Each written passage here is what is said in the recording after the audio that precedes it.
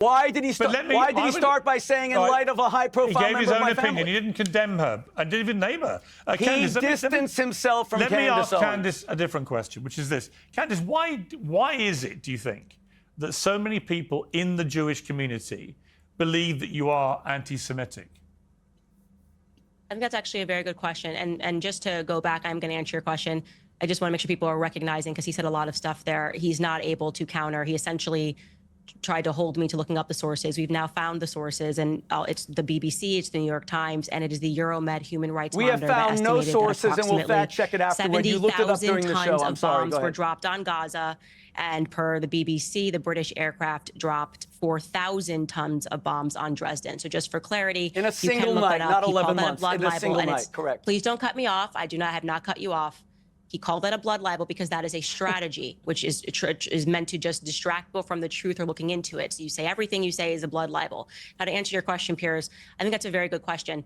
And the answer for that is because the media as an entity has been basically mining Jewish pain, the history of their pain, by taking people out of context and presenting things that are as a fact that is simply untrue, things that I've never said.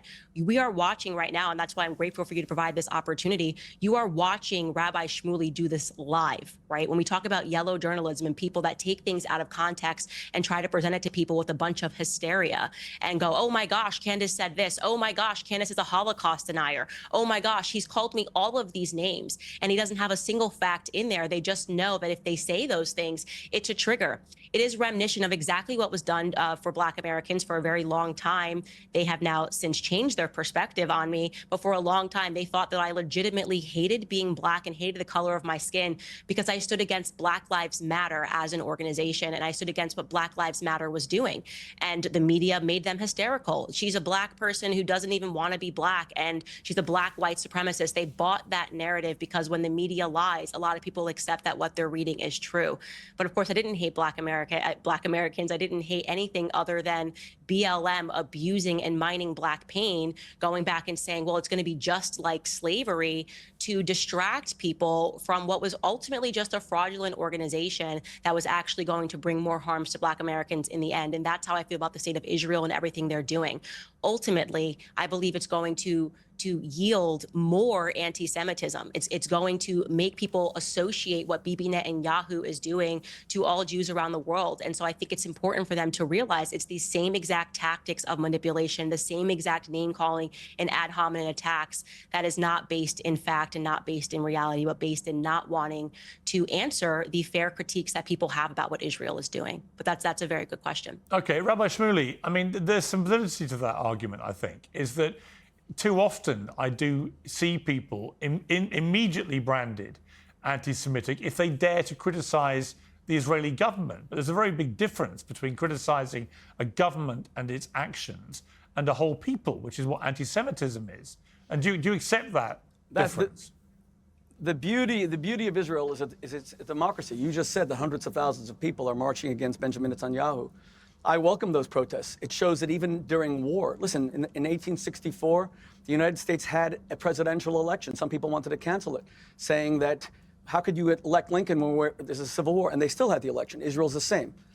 Let's just go through Candace Owens' history of anti-Semitism. Well, hang on. That is utterly unconnected. I will let you do that. I will let you do that, and she can respond. But on my specific point, though, do you accept that it's perfectly possible, and indeed it should be in a robust democratic society, a central tenet of this, that Israel's government and its prime minister should be criticised by anyone who chooses to criticise them, without the people who criticise them being branded anti-Semitic?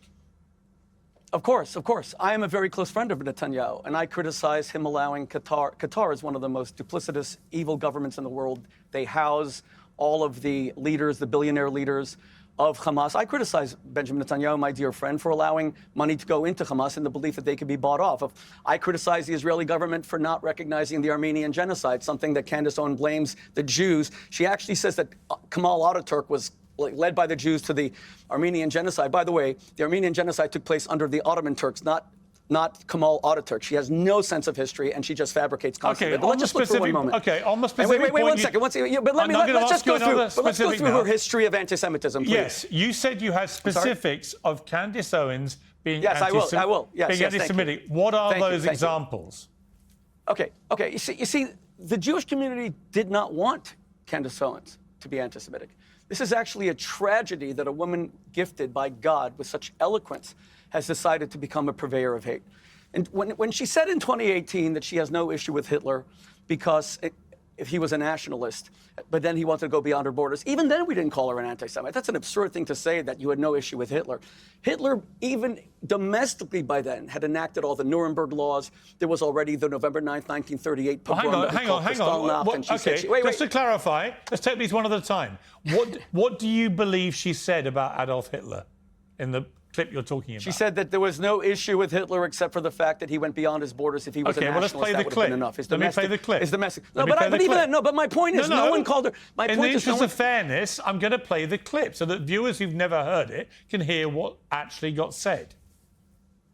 Yeah, I agree. I actually don't have any problems at all with the word nationalism. I think that it gets, the definition gets poisoned by elitists that actually want globalism. Globalism is what I don't want. So when you think about, whenever we say nationalism, the first thing people think about, at least in America, is Hitler.